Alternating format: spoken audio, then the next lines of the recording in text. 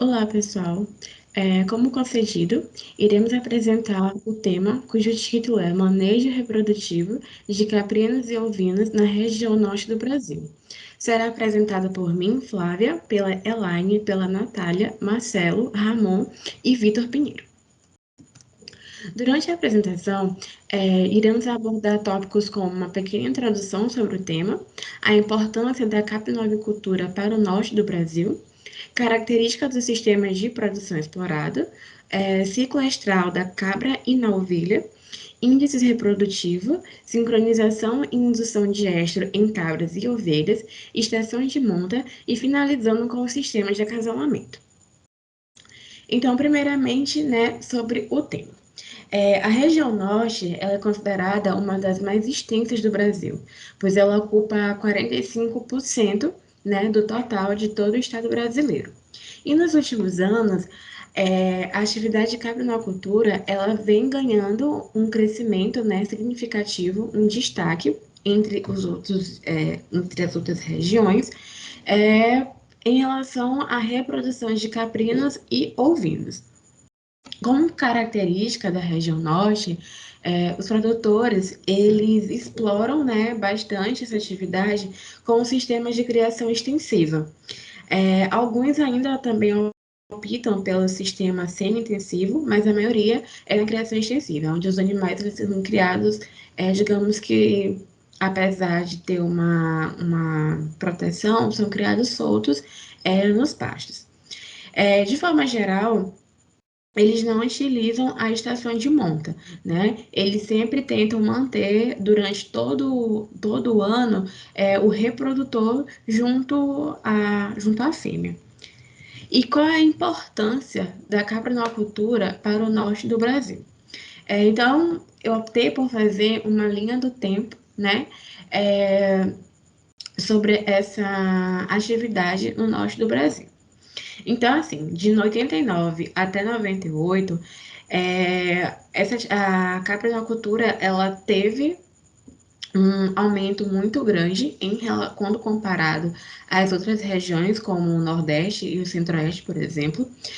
Tanto que o ovino teve um crescimento de 38,5, 38,7%, né?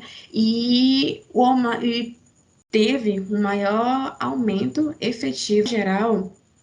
Eles não utilizam a estação de monta, né? Eles sempre tentam manter durante todo o ano o reprodutor junto à fêmea. E qual é a importância da caprinocultura para o norte do Brasil? Então, eu optei por fazer uma linha do tempo, né? Sobre essa atividade no norte do Brasil. Então, assim, de 89 até 98, a caprinocultura ela teve um aumento muito grande quando comparado às outras regiões, como o Nordeste e o Centro-Oeste, por exemplo. Tanto que o ovino teve um crescimento de 38,5, 38,7%, né? E teve um maior aumento efetivo nacional de caprinos, com 32,2%, quando comparado com o Nordeste e com o Centro-Oeste. Em 2003, Tocantins e Pará teve um grande destaque na região norte, como as principais cidades, né, maiores produtoras de cabeça, de caprinos e de ovinos. Então, um destaque para o Tocantins, que teve um crescimento de 87,5% em 4 anos. Esse dados foi lançado pelo IBGE em 2003, né? Como a gente pode ver que as cidades que teve maior destaque foram o Pará e o Tocantins, com maior número de cabeças, dando destaque principalmente para as raças Santenês e Morada Nova. Em 2010, o Pará ele foi detentor do maior rebanho de ovinos de caprinos no norte do país, dando destaque principalmente também para outras cidades, como o Baixo Amazonas e o Nordeste do estado, né?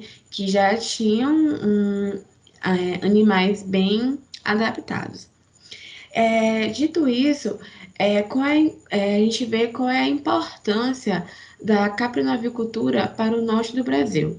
A importância é que essa atividade ela entra na cadeia, né, produtiva do Brasil, porque o norte do Brasil, na verdade, ele se destaca como essa principal atividade é o extrativismo vegetal. Só que a gente pode ver que também tem como outras, né, atividades, ela entra no ranking da região. Sem falar que é um lucro, é um aumento de renda, é um aumento de renda para os produtores dessa região. A seguir, a gente vai dar continuidade com os outros integrantes, na qual eles vão falar mais a respeito sobre a capinocultura no norte do Brasil.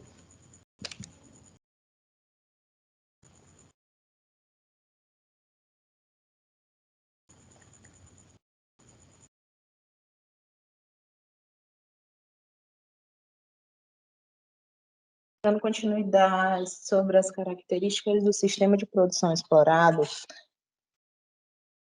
o P igual G vezes A é uma equação matemática, né, que ela vai consistir ali no sistema de produção animal. E entender sobre o sistema de produção animal explorado é fundamental para saber indicar a introdução e melhorar a supressão das atividades de manejo que podem alterar sua eficiência.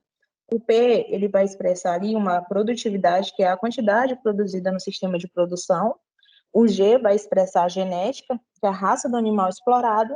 E o A vai expressar o ambiente, que é, que é onde os animais ali são criados.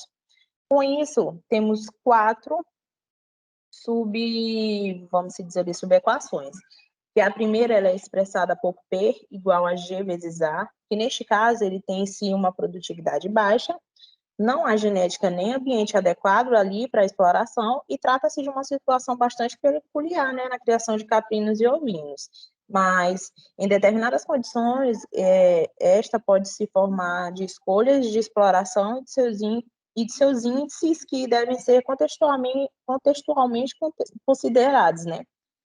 Quanto à equação expressada aí pela segunda opção, que é o P igual a G vezes A, nesse sistema a produtividade é igualmente baixa. Há uma genética, mas o ambiente onde os animais são explorados, ele se limita à sua eficiência, que é também bastante comum na criação de caprinos e ovinos. Agora, falando sobre a terceira equação, que é o P igual a G vezes a produtividade ela vai continuar baixa, mesmo com boas condições para ali a exploração animal, não há genética capaz de responder positivamente. E então esta condição ela pode ocorrer por desconhecimento da atividade como um todo ou se tratar de uma situação de transição. Agora falando um pouco sobre a quarta equação, que é o P igual a G vezes a produtividade ela vai ser elevada ou adequada, né? São fornecidas características adequadas à raça, e neste sistema, o animal ele tem condições de expressar seu potencial produtivo ali pleno, havendo equilíbrio entre todos os parâmetros, né, que venham a definir a produtividade. Mas o excesso ou a falta de manejo, eles podem também ocorrer com a diminuição da eficiência do sistema de produção e devem ser minuciosamente considerados. Agora falando um pouco sobre o ciclo astral, como vocês podem observar aí no gráfico de variação anual do fotoperíodo, dependendo da latitude em que se encontram cabras e ovelhas, elas venham apresentar estacionalidade reprodutiva. Então, desta forma, em regiões elevadas, com altas latitudes, o estímulo para a manifestação ou a intensificação dos fenômenos reprodutivos, ele é o decréscimo no número de horas-luz por dia, ou seja, o fotoperíodo. De forma geral, o esplendor reprodutivo ali ele vai ocorrer no outono. Então, ressalta-se que a atividade reprodutiva nos machos também vai ser afetada, né, pelo fotoperíodo. Agora, falando sobre esse gráfico, que vem também falar sobre a variação anual do fotoperíodo em estações do ano e o efeito sobre a reprodução de caprinos e ovinos, As variações na latitude e a sua relação com as estações, elas vão gerar ali um menor e maior dia do ano, ou seja, solstício de inverno e solstício de verão. Bem como dias onde a duração da noite ela vai se igualar à duração do dia, né? À medida que vai se aproximando da linha do Equador, a estacionalidade reprodutiva ela é diminuída, pois praticamente os dias eles vão ser ali iguais, né, às noites durante todo o ano. Desta forma, em áreas subequatoriais, como por exemplo aqui no norte brasileiro, desde que haja aporte nutricional em quantidade e qualidade suficiente, as ovelhas e as cabras, elas vão manifestar ali um astro durante todo o ano, entendeu? A ciclicidade também, ela é fortemente influenciada pelo fator raça. Por exemplo, os ovinos ali na região de Santa Inês e os caprinos ali por Canidé, de raças nativas brasileiras, eles vão apresentar atividade reprodutiva durante todo o ano, mesmo em áreas próximas aos trópicos, o que não acontece com ovinos lanados lá de Merino e caprinos das raças leiteiras especializadas lá de Alpina, né? Que são de outros países. O ciclo estral na ovelha e na cabra, ele tem uma duração ali média de 15 a 21 dias. Eles apresentam uma fase luteal, né, de 13 a 17 dias, como vocês podem ver aí na imagem, e uma fase folicular de 4 dias. Ou seja, durante o ciclo estral, duas a 4 ondas foliculares, elas podem estar presentes, mas apenas da última onda folicular deriva o folículo ovulatório, né? Que alcança a maturação final e a ovulação em ambiente hormonal, como predomínio de atividade estrogênica.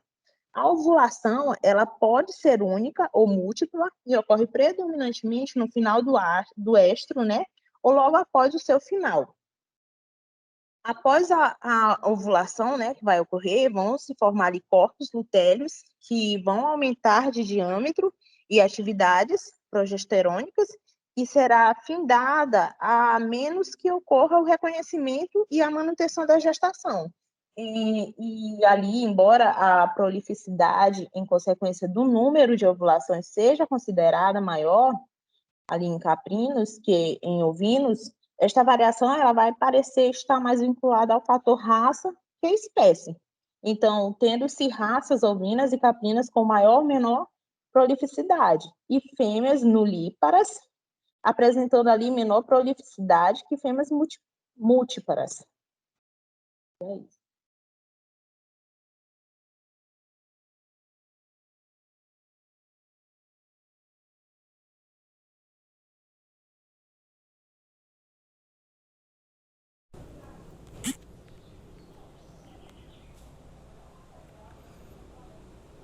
Bom, boa tarde. Eu me chamo Ramon Batista e eu vou explanar um pouco sobre os índices reprodutivos na caprinocultura. Os índices reprodutivos referem-se aos indicadores de eficiência reprodutiva e de acompanhamento do rebanho. Dentre eles, os principais são o peso e idade à puberdade, que no caso é a medida em meses, que retrata a idade ou peso em que o animal apresentou o primeiro astro com a ovulação, ou ainda a idade em que o animal atingiu o peso compatível com a reprodução, cerca de 60 a 70% do peso da fêmea adulta. Os índices reprodutivos também englobam a taxa de concepção, que reporta o percentual de fêmeas gestantes após a cobertura ou inseminação artificial em um único ciclo, no caso, aí dependendo do tipo de sistema utilizado. A fertilidade também deve ser considerada como índice reprodutivo, pois a mesma reporta o percentual de fêmeas gestantes no total de fêmeas expostas a um período de cobertura, podendo compreender vários ciclos.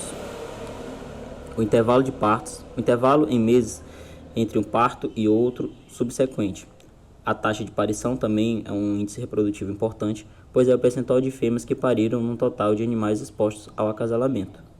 A perda fetal também deve ser levada em conta, pois é o percentual de animais que não pariram após terem sido diagnosticados gestantes.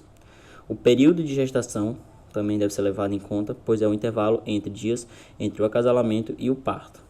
E a prolificidade também, que no caso seria o número de crias por parto. No caso, esses são os principais índices reprodutivos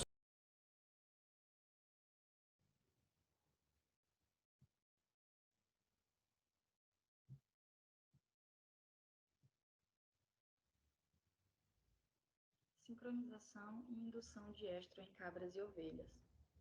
A sincronização de estro pressupõe que vários animais estejam apresentando estro em um determinado período de tempo relativamente curto, de 24 a 72 horas.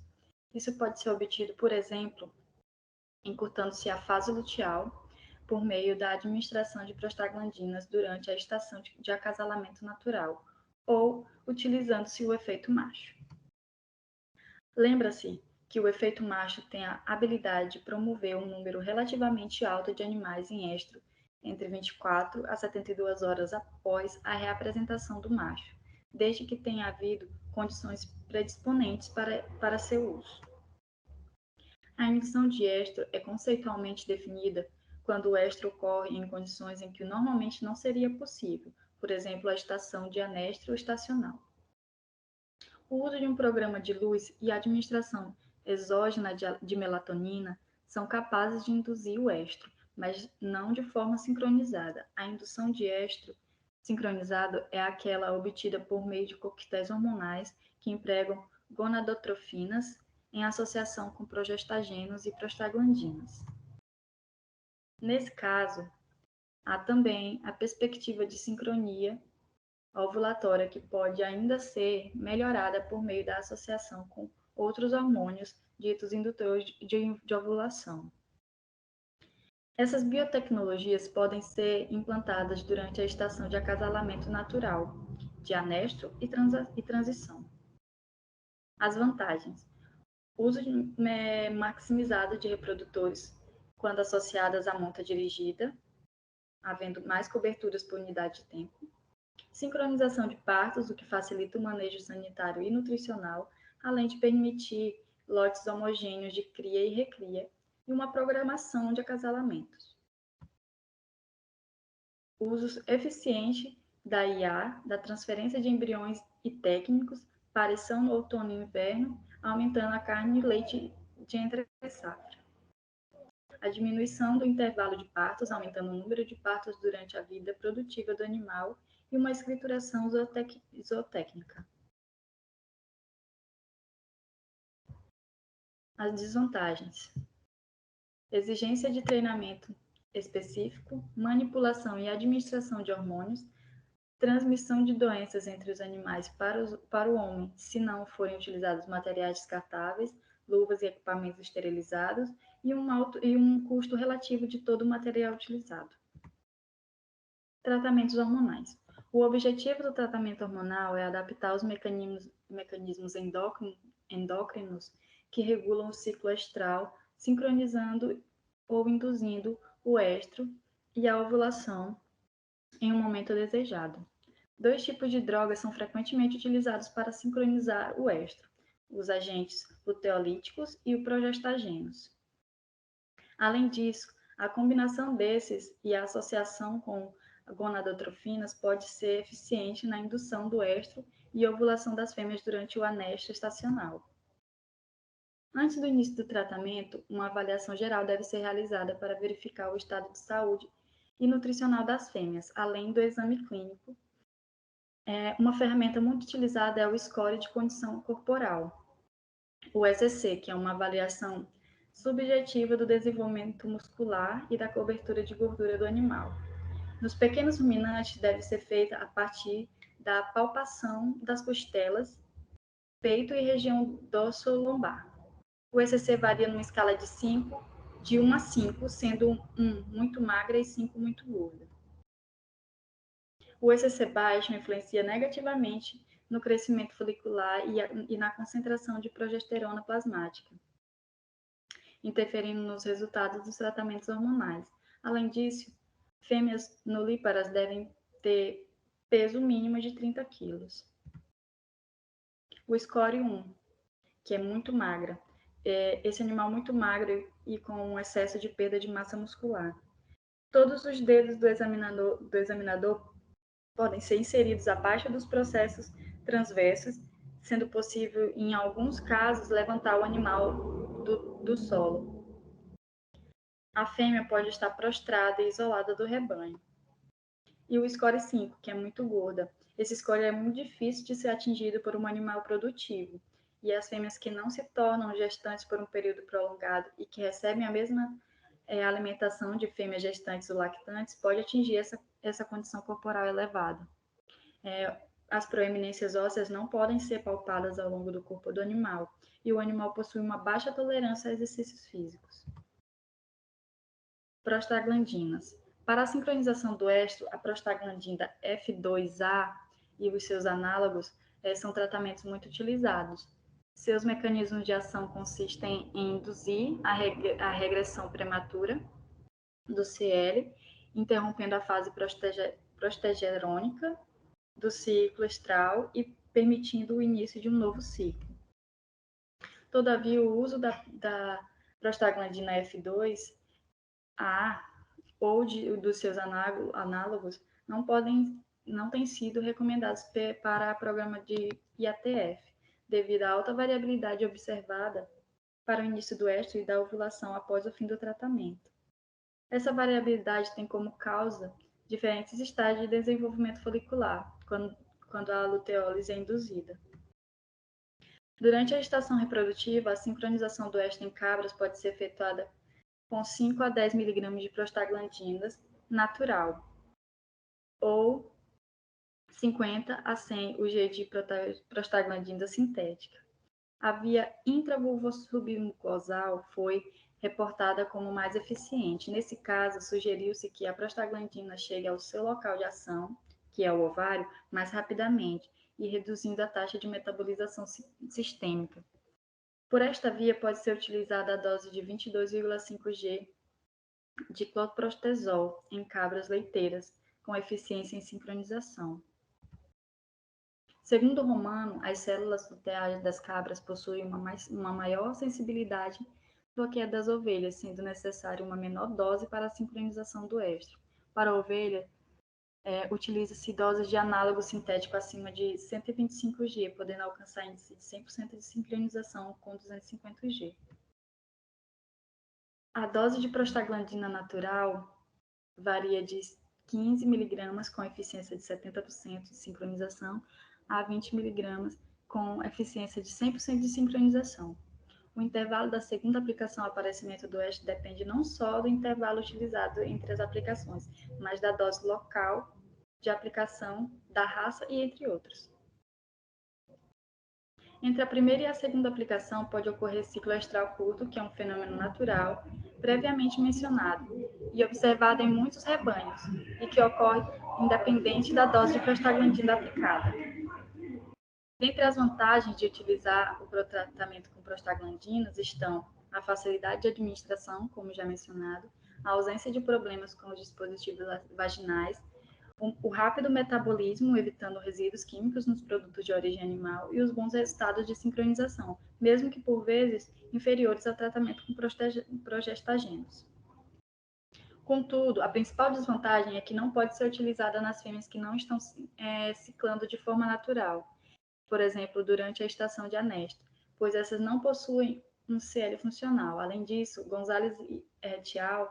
Ressaltaram que é possível induzir o aborto se as fêmeas estiverem gestantes e não se houve uma precaução de realizar um diagnóstico de gestação preciso.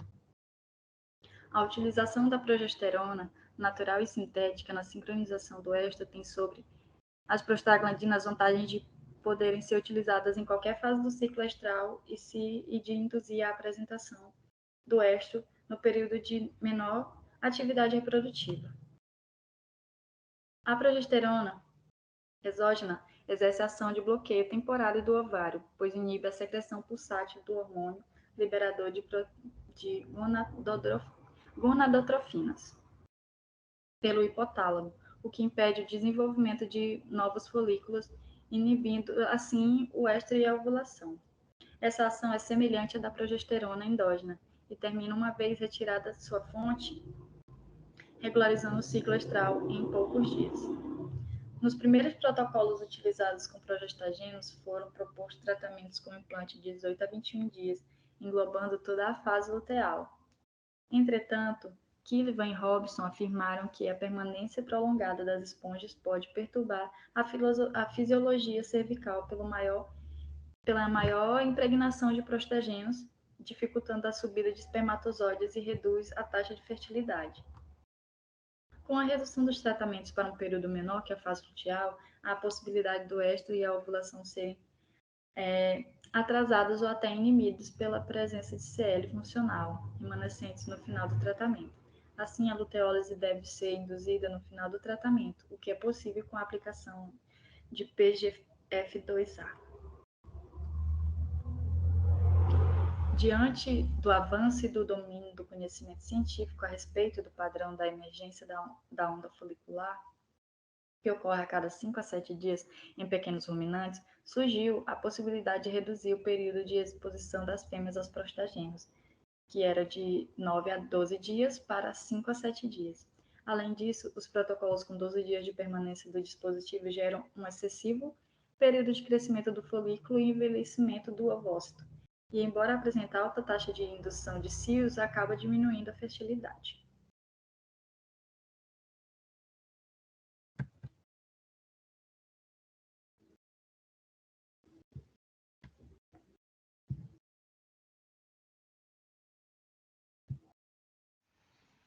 A estação de monta. Essa ferramenta ela é utilizada para melhorar e controlar o rebanho. O produtor vai pegar as suas melhores ovelhas e colocar com o seu melhor carneiro, para esses animais cruzarem. Esse período de monta ele varia de 40 a 60 dias. Tudo depende do objetivo do produtor. Ela é uma ferramenta grátis, o produtor não tem gasto com ela, isso só depende da sua organização. Essa ferramenta ela é utilizada para deixar o rebanho mais homogêneo, tanto de pelagem como de carcaça. Tendo rebanho mais homogêneos, esse rebanho custará mais, E esse rebanho custando mais, o produtor ganhará mais dinheiro. Critérios de seleção de animais para a monta. O score de condição corporal. Em fêmeas, essa condição ela afeta significativamente o número de ciclos estrais manifestados, a taxa de concepção, o peso dos cordeiros ao nascimento, a ocorrência de partos gemelares e a taxa de desmame. Idade e peso à primeira monta. Existe uma relação muito próxima entre o crescimento corporal e o desenvolvimento dos órgãos reprodutivos. Por isso, há necessidade de melhorar a nutrição, predominantemente das cordeiras e borregas, conseguindo antecipar a puberdade dessa categoria. Bom dia. Dando continuidade ao trabalho, vou falar agora sobre os sistemas de acasalamento. O sistema de acasalamento ele pode ou não estar associado à estação de monta. Basicamente, o acasalamento ele pode ser efetuado de duas formas: a monta natural ou inseminação artificial. A monta natural ela é a forma mais comum e amplamente utilizada em rebanhos de corte de leite de caprinos e ovinos, e pode ser das seguintes formas: livre, controlada ou dirigida. A monta natural de forma livre é no qual as fêmeas elas ficam expostas a diversos machos continuamente ou em intervalos determinados durante o ano. A exposição contínua é mais comum em sistemas de produção extensivos ou em unidades familiares de produção. Esse método ele é mais utilizado no Nordeste, no qual os criadores criam de forma extensiva. A monta natural de forma controlada, as fêmeas elas são agrupadas com o macho. Essa técnica é bastante comum em sistemas semi-extensivos, associada à estação de monta em caprinos de corte ou ovino de corte e lã. Nesse método, o criador, o produtor, ele seleciona de 10, 15 a 20 matrizes e um reprodutor para fazer a monta nessas matrizes. A monta natural de forma dirigida, nesta modalidade, as fêmeas em estro são levadas ao macho. O estro é detectado por animais excitadores, rufiões, fêmeas androgenizadas ou machos cirurgicamente preparados. Ou seja, o reprodutor ele vai ficar preso em baias, separado das fêmeas, e quando o estro for detectado, a fêmea é levada até o reprodutor para que ocorra a monta. A inseminação artificial. A inseminação artificial ela estará inevitavelmente associada ao uso de rufiões marcadores, quando efetuada com base na observação do estro. Ela pode ser realizada em ATF, de acordo com estudos que identificam o momento mais propício para a inseminação em função do início do estro ou ovulação em protocolos. de sincronização, ou seja, na indução do estro. A associação da inseminação artificial com cobertura de machos estéreis tem elevada taxa de concepção em cabras.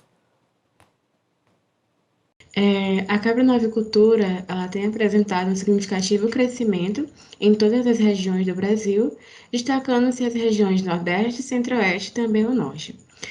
A criação desses animais proporciona alternativas de renda no meio rural e também aumenta a oferta de alimento para a população.